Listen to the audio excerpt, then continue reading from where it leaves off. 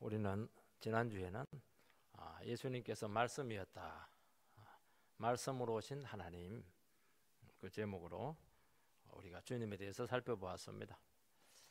이번 주는 그 말씀으로 오신 그 주님께서 생명이었다, 빛이었다는 겁니다. 이 생명은 그냥 생명이 아니고 생명의 원천입니다. 이 빛은 그냥 일반적인 빛이 아니고 근원의 빛이 된다는 것을 말씀하고 있습니다. 우리가 늘 기독교에 대해서 의문을 가지고 있는 것이 무엇이냐면은, 예수께서 2000년 전에 십자가에 죽으셨는데 어떻게 보면 인간적으로 봤을 때는 실패한 인생입니다. 근데 그분이 누구이시기 때문에 사람들이 그 한 분에 대해서 이렇게 목숨을 걸까? 심지어 그분 때문에 순교를 마다하지 않습니다. 그리고 그분을 한번 인격적으로 만나면은 다른 길은 못 갑니다. 가던 길 다 멈추고 완전히 삶을 바꿉니다. 그 요한복음에서 영생이라 하는 것이 무엇이냐면은, 사람들이 자기 길을 가요. 다 인생길을 걸어갑니다. 뭐 이 길 가고 저 길 가고 이렇게 하는데, 갑자기 하늘이 열면서 하늘의 영광이 딱 비칩니다. 그러면 가던 길을 멈추고 완전히 반대길로 가는 겁니다. 그래서 요한복음의 주제가 뭐냐? 인생길을 걸어가다 후다닥 하나님을 만나서 인생길이 바뀐 사람들이다. 그게 요한복음 주제입니다. 그게 영생입니다. 그리고 나서는 그 진리를 위해서 막 생명을 바칩니다. 세상 사람들도 진리의 길을 찾습니다. 공자도 내가 아침에 일어나서 저녁에 진리를 찾았으면 좋겠다, 그 얘기를 늘 합니다. 그리고 많은 좋은 사상들이 있습니다. 철학도 있습니다. 그러나 순교 안 합니다. 그것 때문에 헌신하지 않고, 또 시간이 지나면 이게 진리가 아니었구나, 뭔가 한자가 있구나 하는 것을 알게 됩니다. 그런데 이 예수는 그렇지가 않습니다. 예수는 한 번 만나면 가면 갈수록 더 그냥 헌신을 합니다. 가면 갈수록 더 그냥 그분을 사랑합니다. 이거는 비밀이 있는 거예요. 이분이 정말 죽은 분이었다면은, 이분에게 생명이 없다면은, 이분을 따라갔는데 영혼이 메말랐다고 한다면은 누가 그렇게 하겠습니까? 갈수록 더 좋으니까 그렇게 하는 겁니다. 여러분, 성경책이 그냥 좋은 교훈집이라고 하면, 죽은 책이라면 이 오래된 책 없어집니다. 그냥 고전들은 남아있죠. 근데 성경 고전이 아닙니다. 영혼이 살아있는 책입니다. 왜냐하면 이 책을 읽기만 하면은 영혼이 살아납니다. 그리고 이 책을 읽기만 하면 길을 찾습니다. 세상에 이런 책이 어디에 있습니까? 주님을 만나기만 하면은 생명을 얻습니다. 그리고 빛 가운데 걸어갈 수 있습니다. 제가 인생을 가장 방황했을 때 설교를 처음으로 들었는데, 처음은 아니었죠. 들었는데 갑자기 제 영혼이 살아났습니다. 눈이 번쩍 뜨이면서 이야, 여기에 생명이 있고 여기에 가치가 있구나 하는 것을 알게 되었습니다. 그 말씀은 살아있었습니다. 그래서 그때 이후로 저는 한 번도 그 길을 떠나지 않았습니다. 좀 힘들긴 했어요. 또 내 생각처럼 그렇게 세상에서 인정받지 못하는 경우가 참 많았습니다. 그렇지만 한 번도 후회하지 않았고, 가면 갈수록 더 깊이 있게 들어가는 것을 알고 있습니다. 여러분, 주님 안에만 첫 번째 생명이 있습니다. 4절 말씀을 보면 그 안에 생명이 있었으니 이 생명은 사람들의 빛이라. 이 말씀으로도 소개된 주님 안에 생명이 있습니다. 이 생명이 참 특이합니다. 참 생명은 신비합니다. 눈에 보이지 않는데 눈에 보이는 것 어떤 것보다도 중요합니다. 이 살아있게 하는 본질이 생명이죠. 생명이 있으면 살아있는 인격체가 됩니다. 자녀들이 아무리 철이 없고 또 이게 어리고 앞뒤를 분간 못해도요, 살아있는 게 그렇게 귀한 겁니다. 살아있으니까 예쁘고 사랑스럽고 귀엽고, 그리고 관계를 맺을 수가 있는 겁니다. 마음이 있고 의식이 있고 그 한 인격만이 가지고 나서 독특한 특성들을 가지고 있습니다. 한 사람도 똑같은 사람 하나도 없습니다. 이게 생명입니다. 이게 생명. 이렇게 다양하고 아름답고 특별하고, 그리고 그 마음에 따라서 막 몸이 움직이는데요. 똑같은 사람 한 사람도 없습니다. 생명이 떠나면 사람이 아니죠. 생명 떠나는 순간 시신이 됩니다. 그리고 숫자를 잴 때도 한 명, 두 명 재는 게 아니고 한 구, 두 구, 벌써 이제 관으로 바뀌는 겁니다.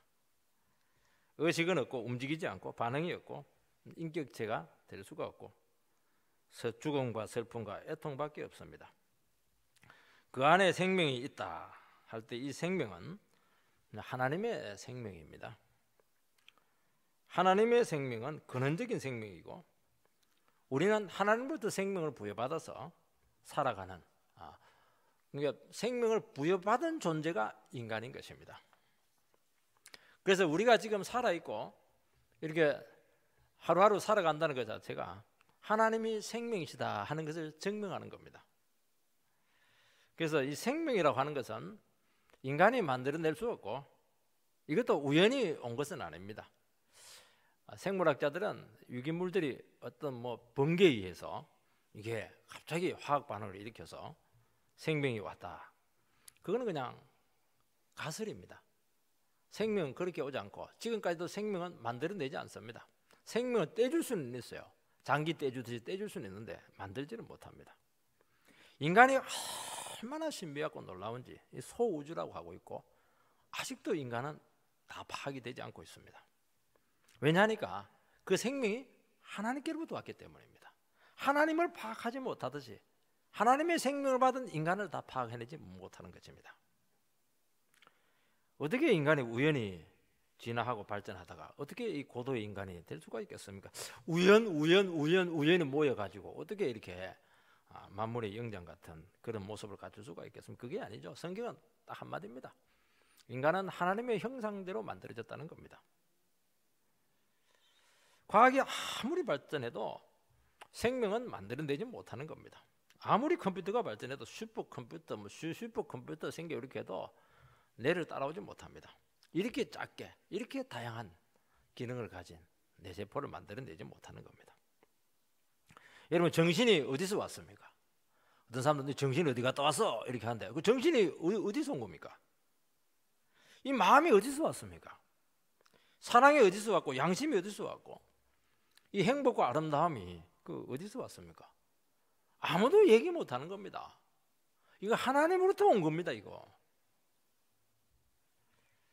여러분, 하나님에게 있는 것이 우리들에게 부여된 겁니다. 여러분, 하나님의 사랑이 인간에게 왔습니다. 인간이 비록 타락을 했지만은요, 하나님의 사랑의 흔적들이 참 많습니다.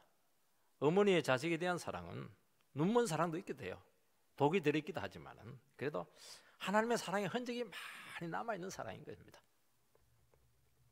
의로우신 하나님이 우리 안에 뭘 만들었습니까? 살아있는 양심을 만든 겁니다. 그래도 사람들은 그래도 저 사람 아무리 못돼도 마지막에 저거는 하겠지 하는데 진짜 그렇게 합니다. 저거 참 많이 느낍니다. 저 사람 저렇게 못해도 설마 여기서는 멈추겠지. 양심이 눈곱만큼이라도 있으면 여기서는 멈추겠지 하는데 멈춥니다. 그게 어디서 왔습니까? 그게 하나님께서 주신 겁니다. 아무리 타락해도 여기 뭐가 있습니다. 이게 3절 말씀을 보면 만물이 그로 말미암아 지음바 되었으니 말씀이신 하나님의 아들은 창조주가 되십니다. 여러분, 창조의 능력의 핵심이 뭐냐니까 생명입니다. 그래서 하나님이 만든 모든 피조세계는 하나님의 생명이 호흡을 하고 있습니다. 우주에 하나님의 호흡이 있고 하나님의 그 리듬이 있고 하나님의 심장박동이 있습니다. 인간 속에 하나님의 생명이 흐르고 있습니다. 그래서 하나님의 말씀을 들으면 생명이 우리 속에 들어옵니다. 우리는 기록 말씀을 듣는데 기록 말씀이 들어오면서 뭐가 오냐? 하나님의 생명이 우리 속으로 임합니다. 그러면서 죽은 영혼이 막 살아나는 겁니다. 이것은 실존적인 문제입니다. 자연 속에 들어가게 되면은 막 자연 치유가 나타난다고 하는데 사실은 그것도 하나님의 치료죠. 하나님의 회복입니다. 하나님의 그 생명이 막 들어오기 때문에 그렇게 하는 겁니다. 그래서 요한복음에서 생명은 단순히 그 목숨적인 의미를 이야기하지 않습니다. 하나님 속에 있는 모든 부유하심, 이것이 뭐냐? 이게 생명입니다. 그래서 육체적인 생명도 되고 영적인 생명도 되고 모든 절대적인 생명들, 모든 것들이 여기에 다 포함되어 있는 겁니다. 영생, 능력, 은혜, 부요, 지혜, 진리, 종기, 이 모든 것들이 하나님께로부터 있었고 이 모든 것들이 우리에게 오는 것이다. 이것을 생명이다, 영생이다, 어려운 말로 영생이다, 그렇게 하는 겁니다. 그래서 하나님을 만나야 우리가 부유해지는 겁니다. 하나님을 만나야 풍성한 삶을 사는 겁니다. 우리는 자꾸 돈이 많아야 풍성한 삶을 산다고 생각하는데 물론 없는 것보다는 훨씬 낫습니다. 벌 수 있는 기회에서 많이 버시기 바랍니다. 근데 진짜 행복, 진짜 풍성한 삶, 진짜 가치 있는 삶은 반드시 하나님을 만나서 하나님의 생명을 받아야 되는 겁니다. 여기에 인생의 길이 있는 겁니다. 인간이 죄를 지어서 하나님과 관계가 끊어지게 되었을 때 이제 생명이 차단이 되게 되었습니다. 그러면서 죽음이 찾아왔습니다. 죽음이라고 하는 것은 자연현상이 아니에요. 우리는 오래 살다가 보면 7, 80대면 뭐 늙어서 죽지. 모든 사람이 그렇게 다 죽으니까 이거는 자연의 한 질서구나, 자연의 한 현상이구나. 절대로 그렇지 않아요. 성경은 형벌입니다. 죄에 대한 심판의 형벌이죠. 죽으면서 기분 좋다, 그런 사람 누가 있어요? 끔찍하죠. 왜냐하면 벌 받는다는 거 다 알고 있거든요. 그리고 우리는 살아가면서도 죽음의 증상들이 많아요. 질병도 겪고 사고도 터지게 되고 늙게 되기도 하고 고통도 당하고 어려움도 많이 당하는 것입니다. 이게 다 죽음의 증상들입니다. 여러분, 나무 줄기에 딸려나간 가지는 겉으로 보면 살아있는 것 같지만은 실제로는 생명이 끊어진 겁니다. 우리가 그렇게 살아가는 겁니다. 하나님 줄기에서 그냥 잘라져 나와가지고 한 70년 정도 그냥 이미 부여받은 생명을 가지고 그냥 자기 나름대로 열심히 살아가는 겁니다. 때가 되면 이제 다 말라서 없어지는 겁니다. 하나님 그 인생 주려고 우리에게 구원하지 않았습니다. 그래서 모든 인생의 근원적인 문제는 생명의 근원 대신 주님으로부터 단절된 데 있다 하는 것을 요한복음에서는 일관되게 말씀을 하고 있는 것입니다. 여러분, 인간은 다른 피조물과 다릅니다. 짐승과 같지 않습니다. 지금 인간이 얼마나 가치가 떨어졌는지 원숭이하고 자꾸 비교를 해요. 고릴라하고 막 자꾸 비교합니다. 고릴라보다 조금 더 발전한 게 인간이다. 어떻게 인간하고 짐승하고 비교를 합니까? 얼마나 하나님의 형상이 망가졌으면 그렇게 지금 주장을 하고 있는 그 대세입니다. 지금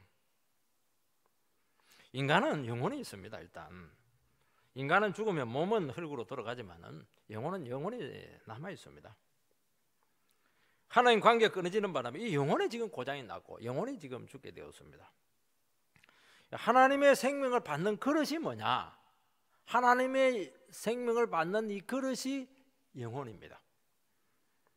우리의 영혼이 하나님의 생명으로 채워져야 됩니다. 여러분, 연료탱크에 앵꼬가 나면은 차가 서듯이 그러면 기름을 주유해야 됩니다. 마찬가지예요. 우리가 이 세상에서 의미 있고 나름대로 힘있게 살아가기 위해서는 영혼에 지금 하나님의 생명으로 주유를 해야 되는 겁니다. 주유를 해야 제대로 살아갈 수 있는 것입니다. 기능을 하는 겁니다. 어제 그 신문 보니까 장훈 선수가 참 대단한 선수인데 신문 보면서 또 대단하다는 것을 알게 되었습니다. 안타를 3085개 지금까지 안 깨지고 있습니다. 3000개의 안타, 500개의 홈런, 300개의 도루를 기록한 전무후무한 선수가 사실은 그 장훈 우리 제1교포죠. 통산 타율이 3할 2푼. 근데 이제 어릴 때 이제 후진하는 그 트럭을 피하다가 오른손이 그냥 모닥불에 빨려 들어가게 되고 약지하고 새끼 손가락이 달라붙었다고 해요. 엄지하고 검지는 막 심하게 구부러져 가지고 오른손이 이렇게 되니까 이건 뭐 치지를 못하는 거예요. 왼손이야 뭐 글러브로 잡으면 되니까요. 이걸 극복하기 위해서 얼마나 노력을 많이 했는지 몰라요. 그가 특별한 선수가 될 수 있었던 비결을 딱 이야기하더라고요. 그건 뭐냐니까 자기 관리였습니다. 이 사람은 부부도 각방을 씁니다. 왜냐 힘 안 빼앗으려고. 잠을 자다가 이제 두세 시가 되면은 일어난다고 그래요. 막 긴장을 많이 했던 것으로 생각이 돼요. 그러면 어떻게 했냐? 자기 옆에는 배트가 2개가 있다고 해요. 그 2개를 가지고 막 그냥 땀이 흐르듯이 휘두른다고 합니다. 왜 휘두르냐 하니까 구장에서 막 제대로 휘르지도 못한 거예요. 막 너무 불안한 거예요. 그 높은 타율을 유지하려고 하니까 얼마나 긴장이 많겠습니까? 불안한 겁니다. 그러니까 그 불안을 그냥 배트를 휘두르면서 그냥 극복을 하는 겁니다. 날마다 긴장과의 싸움인데 이 귀한 말을 했으면 만약에 술로 풀려고 했으면 자기는 평범한 선수로 전락했다는 겁니다. 그래서 밤에 암흑 속에서 막 배트를 휘두르다 보면은 어느 순간 마음의 공이 이렇게 떠오른다고 합니다. 그래서 그때부터 혼을 불어넣어서 그 공을 치게 되는데 그때부터 이상하게 긴장이 사라지게 되고 뭔가 힘이 생긴다는 거예요. 우리식으로 막 오기가 생기는 것이죠. 그런 날은 잠을 깊이 잔다고 합니다. 왜냐하면 불안이 없어지니까, 긴장이 없어지니까 영혼에 뭔가 채워진 겁니다. 이게 쉽게 말해서. 그러니까 뭔가 자신감이 생긴 거예요. 그때는 무조건 홈런입니다. 홈런. 이 선수의 성공 비결이 뭐냐? 자기 영혼 속에 뭔가 혼이 들어온 겁니다. 혼을 집어넣은 겁니다. 하나님을 믿는 것은 아닌데 자기 나름대로도 뭔가 집어넣은 거예요. 이게 마찬가지입니다.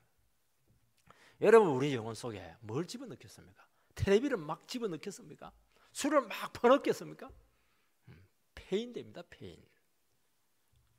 우리 영혼 속에 영을 반드시 불어넣어야 됩니다. 하나님의 생명을 막 집어넣어야 되고 주유를 해야 됩니다. 그 방법이 뭡니까? 예배를 드리는 것이고 막 말씀을 그냥 묵상하는 것이고 막 여주하고 금식하며 기도하는 겁니다. 그러면 우리 영혼 속에 하나님의 생명이 주유가 되는 겁니다. 그리고 영혼이 살아나게 되면 정신이 이제 제대로 작동을 합니다. 마음이 제대로 질서가 잡힙니다. 평안이 찾아오는 겁니다.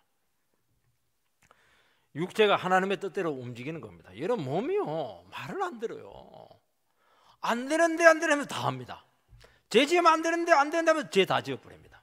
말을 안 들어요. 왜 그렇습니까? 영혼에 힘이 없어서 그런 거예요. 영혼의 힘. 기름이 있어야 이걸 이기는데, 죄를 이기는데 이게 기름이 없는 겁니다. 이게. 그러면서 점점 영혼이 죽게 되고 세상 것 아무리 많이 가지고 허무하고 죽고 싶고 삶의 의미가 없습니다. 그래서 늘 하는 말이 죽고 싶다, 죽고 싶다. 죽으세요 이러면 또 되게 싫어합니다. 늘 목말라하죠. 아무리 많이 가도 만족이 없습니다. 왜냐하니까 영혼이 비어있기 때문에 그런 겁니다. 이게. 여러분, 아무리 바르게 살려고 해도 결국 죄 지을 수밖에 없는 인생이라는 겁니다. 정욕의 노예입니다. 죽음의 두려움에서 절대로 빠져나오지 못합니다. 그래서 모든 인간의 가치는 어디에 있느냐? 내 영혼의 상태가 어디에 있느냐? 그게 다 달려있는 겁니다. 이 생명은 사람들의 빛이라. 생명이 곧 사람들의 빛입니다. 그리스도 안에 있는 이 생명은 사람들을 죽음의 세계인 어둠에서 불러내어서 생명의 세계인 빛 가운데로 살게 하기 때문에 사람들의 빛이다. 그런 의미를 가지고 있습니다. 빛이 있는 거예요. 빛이 있으면 소망이 있지 않습니까? 구원은 뭐냐? 주님의 생명과 우리를 연결하는 것이 구원입니다. 우리가 하나님의 생명과 연결되어 있을 때 놀라운 현상이 나타납니다. 빛이 나요. 영혼이 밝아집니다. 마음이 바뀌는데 대단히 긍정적으로 바뀌게 되고 이상한 자신감이 생기게 되고 현재의 상황을 극복할 수 있는 어떤 힘이 우리에게 찾아오는 겁니다. 넘치게 되는 거죠. 그리고 뭔가를 할 수 있겠다는 믿음이 자꾸 생기는 겁니다. 그 뭔가 좀 알게 됩니다. 보여요.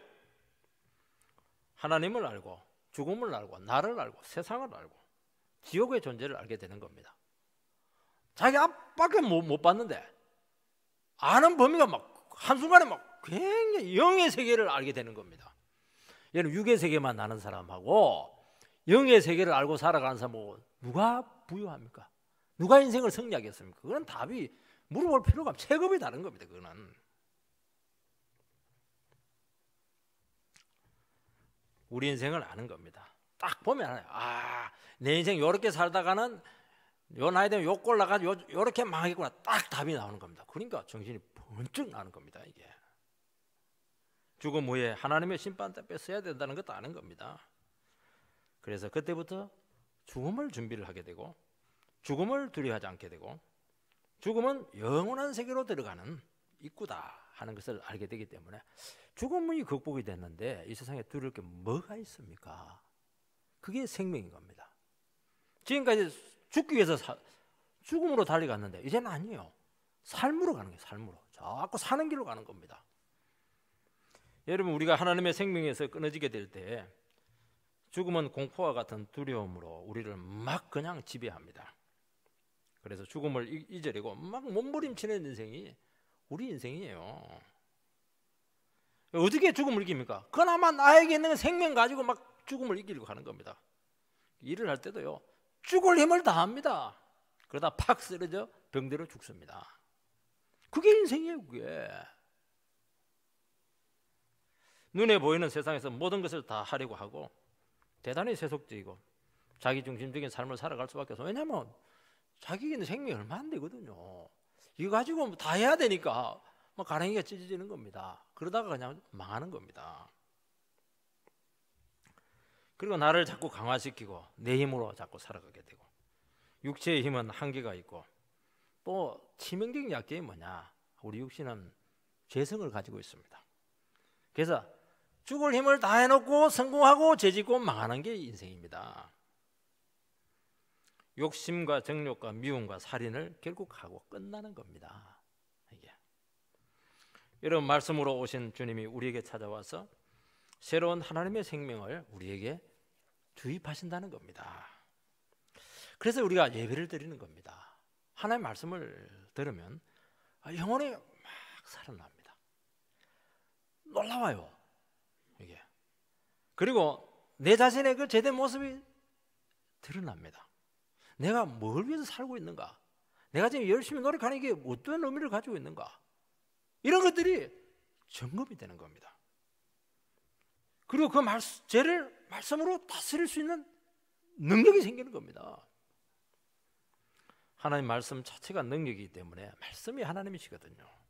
죄를 이길 수 있는 동기를 주고 힘을 주고 실제로 그렇게 살게 되고 극복을 하는 겁니다. 여러분, 이 세상에서 죄만 이길 수도 있어도요, 죄만 안 지어도 성공하는 겁니다. 여러분, 내가 깨끗하게 큰 업적 안 남기고 높은 지 안 가도 돼요. 내가 죄만 안 짓고 허물 없이 끝까지 내 인생을 정직하게 살아온 그것만 해도 정말 잘한 겁니다. 그거. 이 말씀이 우리 안에서 날마다 새로운 생명을 만들어내기 때문에 진짜 가치 있는 삶을 살아갈 수가 있습니다. 사람들이 가치 있는 삶을 몰라서 못 살아갑니까? 안 되는 겁니다. 작심삼일이에요. 왜냐하면 그걸 해낼 수 있는 내적인 힘이 없는 겁니다. 그 내적인 힘은 하나님께서 생명을 계속 줘야 되는 겁니다. 두 번째는 빛으로 오신 말씀입니다. 4절 말씀을 읽어보면 이 생명은 사람들의 빛이라. 하나님 안에 있는 그 생명의 본질이 곧 빛입니다. 굉장히 철학적일 수가 있는데 좀 잘 들어보시면 의미가 굉장히 새로울 겁니다. 인간이 죄를 짓고 하나님과 관계가 끊어지게 되었을 때 인간 속에는 바로 어둠이 찾아왔습니다. 영혼이 죄로 말미암아서 어두워지고 죽음이 찾아왔고, 그래서 말씀을 들어도 깨달을 수가 없게 되었던 겁니다. 하나님을 다 놓치게 된 겁니다. 그리고 사탄이 역사를 하게 되면서 온갖 어둠의 세력들이 우리를 곳곳에서 지배를 하기 시작했어요. 마음도 지배를 하고 가치관도 지배를 하고 삶도 지배를 하고 습관도 지배를 하고 다 마귀가 지배를 한 겁니다. 그리고 미신에 빠지고 우상에 빠지고 저주에 들어가는 삶을 살아가는 그런 인생이 되겠다는 겁니다. 여러분, 우리 인체에서도 이 심장의 피가 모세혈관까지 저 끄트머리까지 공급이 안 되면은 그것부터 썩어 들어가기 시작합니다. 마찬가지예요. 하나님의 생명이 공급이 안 되면은 우리의 삶이 말단에서부터 서서히 썩기 시작합니다. 절망이 오고 어둠에 빠질 수밖에 없는 겁니다. 그래서 성경은 뭐냐? 어둠의 삶은 뭐라고 표현하니까 술 취하고 방탕하고 음란하고 저주하고 미워하고 물어뜯고 이런 식으로 표현하는 이유가 왜 그러냐니까 생명이 공급이 안 되니까 인생이 부패한다는 겁니다. 이 부패한 정체다라는 겁니다. 여러분, 우리가 예수를 믿고 주님을 영접하면은 새 생명이 우리에게 들어오게 됩니다. 그때 놀라운 사실이 뭐냐니까, 갑자기 내 속에 있는 어둠의 그림자가 싹 물러가고 빛이 우리에게 들어오는 겁니다. 바울 사도가 그 얘기를 합니다. 하나님을 열심히 살았는데 주님을 대적했어요. 다메섹에서 주님 만나니까 갑자기 나에게 빛이 들어왔다, 광명이 들어왔다, 그렇게 고백을 합니다. 악한 영이 물러가요. 여러분, 빛이라고 하는 것은 우리가 예수를 믿음으로 새로운 생명을 얻는 것을 이야기를 하고, 새로운 생명을 얻은 자가 주님 앞에서 믿음으로 살아갈 수 있는 삶, 이것이 빛입니다. 여러분, 우리가 예수를 영접하면 삶이 완전히 달라집니다. 자기가 알아요. 어둠이 한순간의 빛으로 나타나게 됩니다. 그래서 우리가 주님을 인격적으로 만나라, 주님을 인격적으로 만나라 하는 게 이 말입니다. 인격적으로 안 만나고 그냥 종교 생활을 하게 되면은 사람이 바뀌지를 않아요. 그냥 종교의 행위를 하는 겁니다. 똑같이 거짓말하고 똑같이 세상적이고 세속적이고 교회는 옵니다. 왜냐하면 지옥은 안 가야 되니까. 그러니까 감격이 없고 능력이 없고 막 소망이고 펄펄 뛰는 뭐가 생명력이 없는 겁니다. 그냥 못 죽어서 그냥 예배 생활을 하는 겁니다.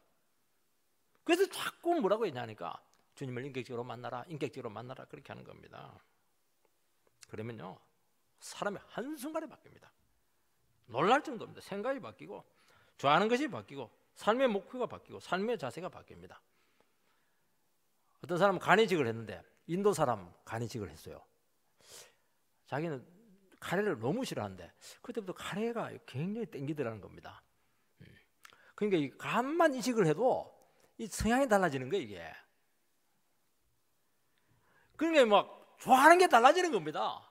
예배가 좋아지고, 하나님 만나는 게 좋아요. 기도하는 게 막 좋아지고요. 옛날에는 뭐 그냥 죄 짓는 거 하면 뭐 너무 좋아하는데 띵하고 이러면서 그냥 막 그냥 주랭랑 치고 이렇게 했는데 달라지는 거예요.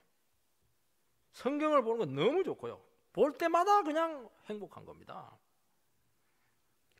고난이 보이고 십자가가 보이고 성령을 체험하게 되고 영적인 세계가 보이기 시작합니다. 성령이 이해가 되면은 무슨 현상이 나타나니까 귀신의 세계가 딱 드러납니다. 그때는 잘 몰라요. 그냥 전설의 고향만 알지, 이 귀신의 세계가 얼마나 이게 강력한가 하는 걸 잘 못 느끼면 전인격으로 느껴야 되거든요. 이게 어떤 데 딱 가면 이 영의 세력이 확 누르는 것을 알아야 그냥 예수의 보혈의 피로 기도를 하지 않겠습니까? 그래서 보혈을 체험하면서 우주 세력 배후에 있는 그 어둠의 세력이 감지되기 시작을 하고, 내 자신과 인간 속에 있는 그 죄의 세력이 감지되기 시작하는 겁니다. 여러분, 인간의 죄가 얼마나 잔악하고 간교한지 그때부터 알게 되는 겁니다. 그전에는 그냥 인간은 참 죄가 있지만은 그래도 뭐 괜찮아 이렇게 생각을 하는데 그렇지가 않아요. 우리가 정말 하나님을 알게 되면 인간을 압니다. 여러분, 독일이 얼마나 합리적이고 철학이 발전되어 있고 학문이 뛰어나고 음악적인 민족입니까? 근데 그거는 그냥 겉으로 드러난 거예요. 유대인들 600만 학살하는 거 보면 와, 정말 잔악합니다. 영국 사람들은 신사의 나라입니다. 근데 그 본성은 월드컵 경기장 가보면 알아요. 홀리건 이래가지고 막 정말 세상에서 제일 그냥 폭력적입니다. 금융이 뭐 그렇게 합니까? 우리나라는 뭐 우아합니까? 배달의 민족입니까? 똑같아요. 그 속에 잔혹성이 있는 것이고, 우리 모두에게는 괴물이 한 마리씩 지금 다 들어 있습니다. 그게 아직 안 나타나서 그래요. 괴물은 좀 컴컴할 때 나타나야 되니까 밝은 데는 잘 안 나타납니다. 동물은 필요한 만큼만 사냥을 하고 죽일 때도 효과적입니다. 목 막 탁 물어주고 최대한 빨리 죽입니다. 큰 동물들은 등에 올라가지고 막 척추를 부러뜨립니다. 그래야 꼼짝 못하니까요. 사람은 그리 안 죽입니다. 재미없이 그리 안 죽여요. 너무 재밌게 죽입니다. 웃어가면서 쪼개가면서 가장 아프게 해가면서 잔인하게 하면서 길게 고통을 줘가면서 죽일 수 있는 능력을 가지고 있는 게 인간입니다. 이게 죄죠. 죄입니다. 이게. 9절 말씀을 보면 참빛 곧 세상에서 와서 각 사람에게 비추는 빛이 있으나니 주님만이 참빛이 되신다고 선포하고 있습니다. 이 빛은 근원적인 빛입니다. 참빛은 오직 육신을 가지고 이 땅에 오신 예수 그리스도밖에 없습니다. 다른 데 가면 안 돼요. 부처님에게 가도 안 돼요, 여러분들. 그거는 그냥 하나님 주신 약간의 그런 그 깨달음의 빛을 좀 준 것이지 거기에 생명이 있는 게 아니라니까요. 예수밖에 없어요. 예수밖에. 하나님 아들이신 예수밖에. 아버지 품속에 있다가 오신 그분밖에 없는 겁니다. 원천적인 빛이죠. 그래서 우리가 예수를 믿을 때 참된 빛이 우리에게 들어오고 빛된 삶이 가능하게 되는 겁니다. 이 빛이 들어와야 모든 것을 바라볼 수가 있는 겁니다. 세상에는 많은 빛들이 있어요. 윤리의 빛도 있고 학문의 빛도 있고 철학의 빛도 있고 예술의 빛도 있고 요한복음에서는 헬라 철학의 빛이죠. 로고스. 이게 그 당시는 사람들을 완전히 열광을 시켰습니다. 그것도 모조빛이다. 분명히 얘기하고 있습니다.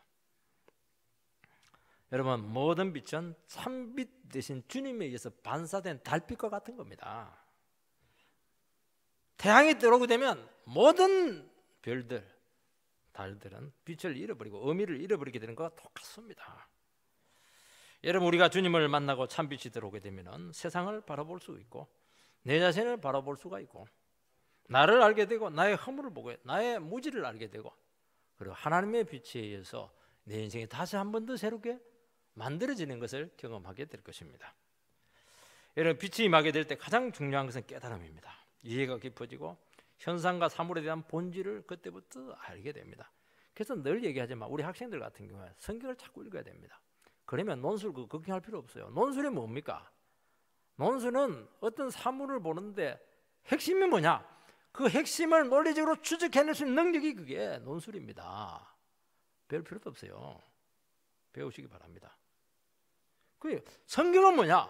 본질 중에 본질을 보게 하는 겁니다. 성경 예식을 딱 가지고 있으면 음악에 대한 본질이 나와요. 철학에 대한 본질이 나오고 심리학에 대한 본질이 다 나오는 겁니다. 전에 한 번씩 우리 딸은 지금은 안 그런데 엄마 아빠는 왜 나를 이렇게 너무 잘 알아? 그 얘기하는데 뭐 잘한 정도가 아니고 손바닥에 딱 있죠. 뭐. 제가 뭐 어떻게 합니까? 성경에서 나오는 거예요. 성경에서 딱 들으면 딱 나와요. 보여요. 보이니까 뭐 아는 것이죠. 이야기를 해줄 수 있는 겁니다. 여러분, 진리가 우리 안에서 역사하게 될 때 삶을 꿰뚫어 볼 수 있는 통찰력이 생깁니다. 그래서 거짓에 속지 않고 세상의 헛된 영광에 현혹되지 않습니다. 어떤 분들 예수 믿는데 계속 속는 분들이 있어요. 사기를 계속 당합니다. 그 성경을 못 믿어서 그래요. 성경을 거짓에 속고. 여러분, 그리스도의 참빛이 있으면 절망적인 상황에도 망하지 않습니다. 여러분, 사람들이 망할 때 보면요, 환경이 좋다고 해서 상황이 좋다고 해서 망하는 게 아닙니다. 내 마음이 어두워지니까 절망이 찾아오니까 소망이 없으니까 망하는 겁니다. 망하는 수만 딱 골라서요. 망할 때 보면 딱 망하는 수만 받을 때 보면 악수만 골라서 뜨다가 만방으로 지는 거와 똑같은 겁니다. 뻔한데 안 되네. 뻔한데 그걸 피해서 망하는 짓만 골라서 하는 겁니다. 왜요? 영혼이 어두워져 있어서 그렇게 하는 겁니다.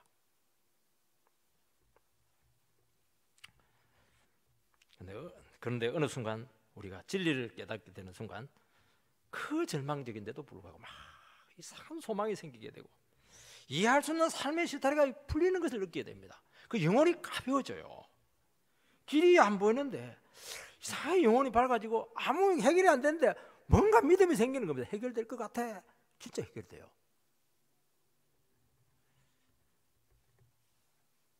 그리고 예배 중에 나도 모르는 사이에 마음이 긍정적으로 바뀌고 밝게 변했다는 것을 깨닫습니다. 그리고 가벼워져요. 여러분, 내가 너무 몰랐구나, 모르니까 인생의 짐을 스스로 지고 있었구나, 미련퉁이야 이러면서 정신 차리라, 그렇게 하는 겁니다. 여러분, 빛이 오면 어둠은 소리 없이 물러갑니다. 안녕 소리도 안 해요. 언제 있었는지 싹 없어집니다. 여러분, 금식한다고 해서, 자해를 한다고 해서, 고행을 한다고 해서, 아무리 후회한다고 해서 절대로 어둠은 물러가지 않습니다. 하나님의 말씀이 들어오면 악한 그림자가 물러가고 인생의 그늘이 사라지게 되고 사탄의 사슬이 끊어지기 시작합니다. 이게 인생을 이기는 방법인 것입니다. 여러분, 우리 안에 진리의 빛이 얼마나 강력합니까? 5절 읽어보면 빛이 어둠의 빛이 돼 어둠이 깨닫지 못하더라. 이 깨닫지 못하더라, 이 다른 번역을 보면 이기지 못하더라, 그 두 가지 다 의미가 다 있습니다. 어둠의 가장 큰 특징은 깨닫지 못하는 겁니다. 캄캄하니까 못 알아봅니다. 영화관에 가면 캄캄하니까 못 알아봐요. 바른 길을 그러니까 못 가는 겁니다. 여러분 한 번씩 눈 감고 장님 체험을 이렇게 하실 때 있어요. 안 됐다 하고 앞에 딸랑딸랑 이렇게 해서 또 오라 하는데 그 절대로 못 따라갑니다. 소리 듣고 못 가요. 자기는 바른 길을 간다 했는데 나중에 보면 영 엉뚱한 길로 가 있다는 것을 알게 됩니다. 그리고 불안해요. 돌뿌리 언제 채이나, 혹시 누가 덮치지 않나, 혹시 내가 낭떠러리에 떨어지는 건 아닐까. 늘 조마조마하니까 늘 긴장하면서 사는 겁니다. 그리고 답답하고요. 여러분 깨닫지 못하는 게 바로 장님과 같이, 장님 눈 감고 그냥 세상을 더듬으면서 가는 겁니다. 자기는 바로 사준다고 했는데 엉뚱한 길 가 있어요. 딱 망하는 길 딱 절벽 입구에 딱 가 있는 겁니다. 왜 그런 미련한 삶을 우리는 살아가려고 합니까? 보고 가야죠. 보고 가는 겁니다. 봐야 돼요. 눈을 떠야 되는 겁니다. 깨달아야 되는 겁니다. 깨닫지 못하니까 모든 불의와 죄악과 악한 역사가 우리에게 계속 나타나는 겁니다. 여러분 다른 사람을 미워하면요 갑자기 영혼이 어두워지고 캄캄해집니다. 영적으로 이 심각한 문제 그때부터 들어가기 시작합니다. 그때부터 저놈 인간을 막 분석하기 시작하는데 잠은 안 오고 못된 것만 자꾸 생각나고 그러면서 내 영혼이 점점 말라가는 겁니다. 그리고 눈이 일단 완전히 침침해져요. 까막눈이 됩니다. 그러면서 이상한 말을 하게 되고 비정상적인 행동을 하게 되고 해서는 안 되는 태도를 취할 때가 참 많습니다. 그래서 지속적인 말씀의 빛을 비추면 그 찰거머리 같은 그 미움이 이상하게 조용하게 나도 모르는 사이에 처음 보면 절대로 안 되죠. 저놈 인간을 내가 어떻게 미워해? 그렇게 하는데 이상하게 미움이 싹 밀려납니다. 많이 풀어져요. 그리고 십자가의 사랑이 나에게 들어옵니다. 주님이 나를 사랑하심이 이해가 되고 나 같은 죄인을 사랑하기 위해서 육신을 입고 오시고 십자가에 달려 죽으신 그 주님의 사랑이 가슴에 이해가 되기 시작합니다. 남을 미워해 보니까 그 미워하는 걸 통해서 내 모습을 봐요. 내 모습은 더했다는 겁니다. 그런 나를 사랑한 예수의 십자가 사랑이 그때는 느껴지는 겁니다. 그게 그 영혼을 위해서 이제 기도하는 거예요. 이게 미워하는 게 아니고 기도하는 겁니다. 그 순간 어둠은 물러가게 되고 십자가의 사랑으로 이렇게 채워지게 되고 영혼이 밝아지게 되고 회복이 되고 힘을 느끼는 겁니다. 그래서 주님이 성령으로 빛을 비추면 어둠의 요소가 밀려나는 겁니다. 여러분 어둠은 결코 빛을 이기지 못합니다. 여러분 내 힘으로 어둠을 쫓아낼 수 없습니다. 여러분 어둠 속에서 아무리 노력해도 사고만 나죠. 문제만 터지는 겁니다. 그래서 어떤 사람들은 일만 저지르는 분들이 있습니다. 투자만 하면 망해요. 그또 돈 빌려달라고 그러고 집안 전부 다 말아먹습니다. 그거 왜 그런 줄 아십니까? 어둠 속에 있기 때문에 그렇게 하는 겁니다. 그거는 투자를 하면 안 되고 그 사람이 예수를 믿고 그 사람이 밝은 빛으로 나와야 되는 겁니다. 그러나서 구멍가게를 하든 뭘 하든 그렇게 해야 되는 겁니다. 절대 돈 빌려주지 마시기 바랍니다. 계속 망할 겁니다. 오직 예수 그리스도를 영접해야 되는 겁니다. 주님만이 참 빛이기 때문입니다. 주님은 십자가에서 사탄의 머리를 밟았습니다. 사탄의 세력을 꺾었습니다. 이미 대세가 기울었고 우리는 기울어진 운동장에서 게임을 하는 겁니다. 주도권을 가지고 말씀을 의지하고 나가면 모든 어둠의 세력은 저절로 물러가게 될 줄 믿으시기 바랍니다. 문제는 우리가 어둠을 좋아하는 겁니다. 문제는 이게 문제예요. 제가 좋아요. 우리의 추한 모습이 드러나는 거 싫어합니다. 그걸 자꾸 숨기려고 하는 거야. 꼭꼭 숨어라 머리카락 보인다 그렇게 하는데 그러면 치료 못 받습니다. 그래서 자꾸 우리는 어떻게 해야 되느냐, 주님의 말씀 앞에 가가지고 내 자신의 추한 모습을 자꾸 드러내야 됩니다. 드러나면 주님께서 치료해 주십니다. 회복시킵니다. 숨기면 더 썩어집니다. 그래서 우리가 먼저 어둠의 삶을 떨치고 나와야 되는 겁니다. 이거는 내가 해야 되는 겁니다. 그곳에 생명이 없기 때문이죠. 그래서 우리는 평상시에 뭘 해야 되느냐, 하나님 내 영혼이 지금 말랐네요. 내 마음이 지금 답답하고 힘드네요. 그때 어떻게 됩니까? 성령의 말씀으로 나를 깨닫게 해달라고 기도하시기 바랍니다. 보여줍니다. 고백하고 인정하고 주님 앞에 나가면 바로 치료됩니다. 바로 빛이 우리에게 찾아오는 겁니다. 우리의 육신은요, 어둠에 너무 잘 길들여져 있습니다. 가만히 있으면 어두워집니다. 가만히 있으면 엉뚱한 생각하고, 가만히 있으면 죄된 생각하고. 그래서 가만히 있으면 안 돼요. 그거는 자연적인 거니까 우리는 막 열심히 성경을 읽어야 되는 겁니다. 어둠 속에 있으면요, 사람들 숨기가 너무 좋잖아요. 그러니까 마음이 편한 거예요. 자꾸 구석으로 가려고 합니다. 어둠은 우리의 본성과 딱 맞습니다. 그러나 그곳에는 미래가 없고 소망이 없고 망하는 길밖에 없습니다. 진리의 빛이 비치면 자기 자신의 험악한 인생이 다 객관적으로 다 그래 눈에 들어오는 것입니다. 그래서 우리는 계속 이 빛을 우리에게 씌게 해야 되는 겁니다. 빛은 드러나게 하는 기능만 있는 것이 아니고 드러나는 것마다 전부 다 치료하고 회복을 시킨다는 겁니다. 고쳐서 빛 가운데 반드시 걸어가게 한다는 겁니다. 그래서 수술을 받을 때는 아픈데 괴롭고 힘든데 수술을 받으면 건강해지니까 말씀으로 계속 여러분들은 수술을 받으셔야 되는 겁니다. 마지막으로 어떻게 하면 그 빛으로 나오느냐? 에베소서 5장 8절에 13절 말씀 한번 띄워주시기 바랍니다. 우리가 한 절씩 이 말씀을 갖고 읽겠습니다. 제가 먼저. 너희가 전에는 어두움이 되니 이제는 주 안에서 빛이라. 빛의 자녀들처럼 행하라.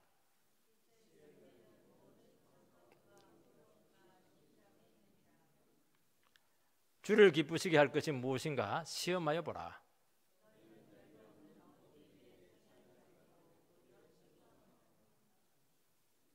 그들이 엄밀히 행하는 것들은 말하기도 부끄러운 것들이라.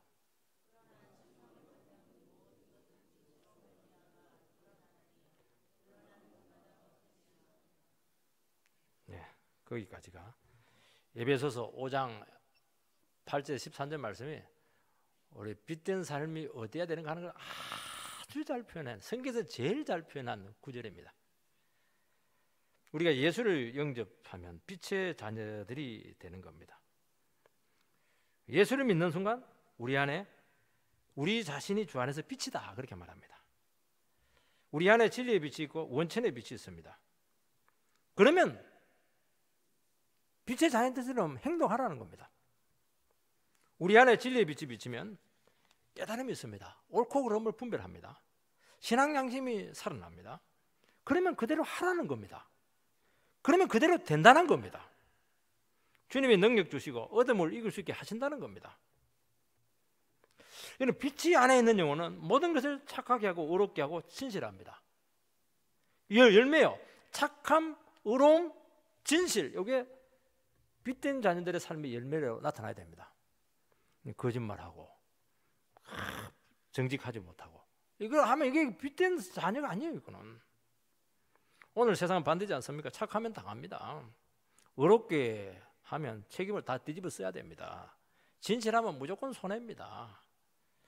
세상에 살아남으려면 거짓말 잘해야 되고요, 편법 많이 써야 되고, 그러면 멸망이고 심판인 것입니다. 하나님의 자녀들은 주님의 마음으로 이렇게 모든 것을 알게 되고 세상을 다 품게 됩니다. 착함으로 거짓을 이깁니다. 정의로 불의를 극복합니다.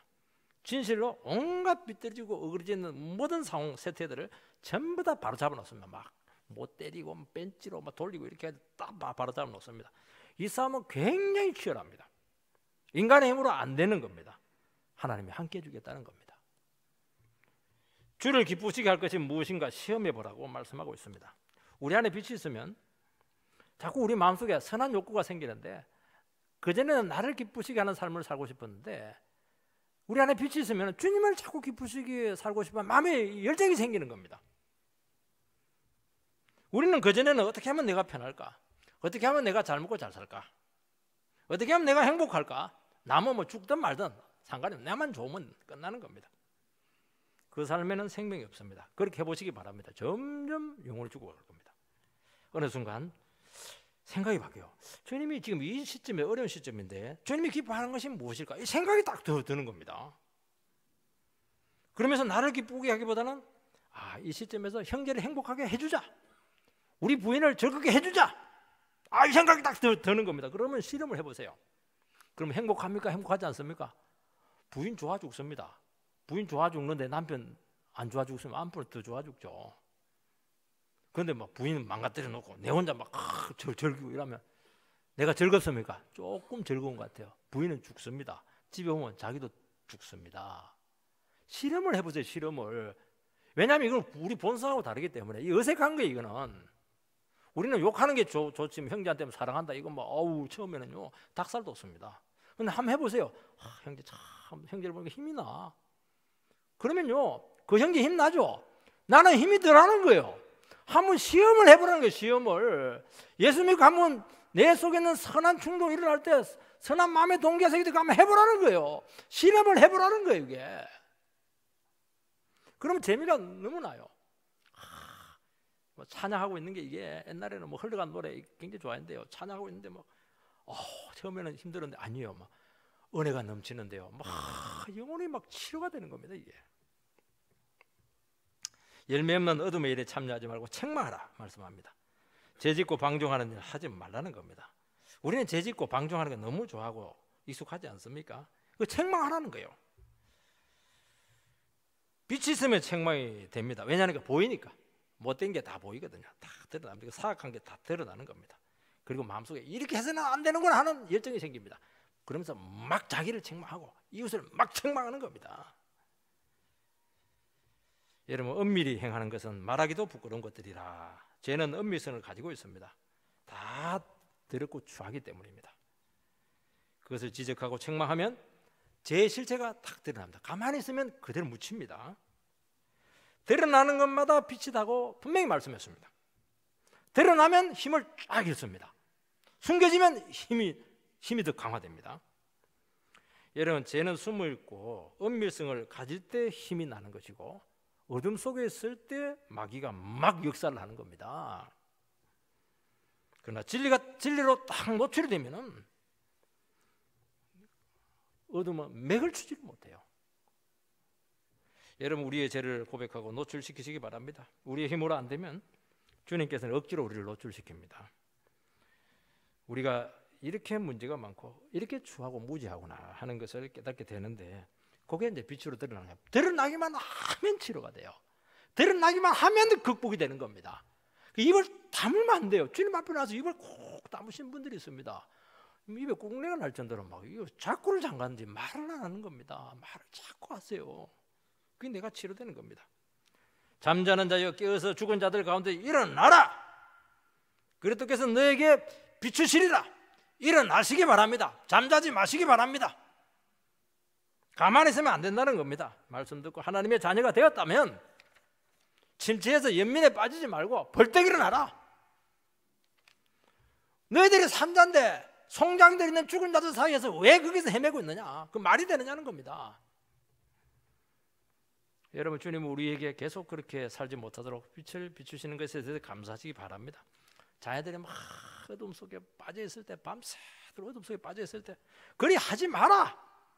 왜 죽은 자들처럼 계속 어둠 속에 살고 있느냐? 얘기하라는 겁니다. 어느 순간 그 영혼을 사로잡게 되고 깊은 잠에서 깨어나게 될 겁니다. 여러분 우리 지금 깊은 잠에 빠져 있는 거예요. 잠에서 깨어나야 되는 겁니다. 진리의 빛으로 다시 한 번 더 회복되는 역사가 있게 되기를 주의 이름으로 축원드립니다.